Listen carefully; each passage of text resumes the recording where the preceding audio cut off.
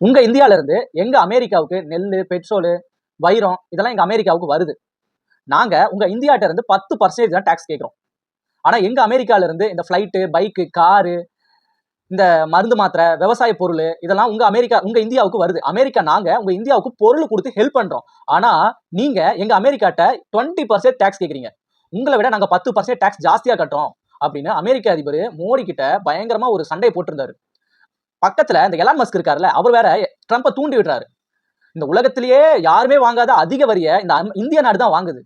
110% tax கேட்பீங்களா India அப்படின்னு Trump ஒரு பக்கம் சொரிஞ்சு விட்டுறாரு. அமெரிக்க அதிபர் ட்ரம்ப் பயங்கர டென்ஷன் ஆயிட்டாரு. இந்தியா 2ஆம் தேதி உங்களுக்கு மிகப்பெரிய ஆப்பு இருக்குது. ஏப்ரல் 2ஆம் தேதி உங்களுக்கு மிகப்பெரிய ஆப்பு இருக்குது.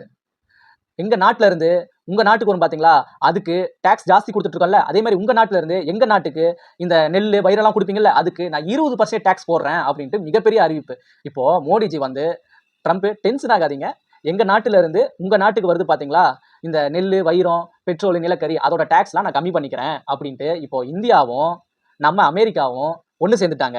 கை கோத்து சிரிக்கிறாங்க.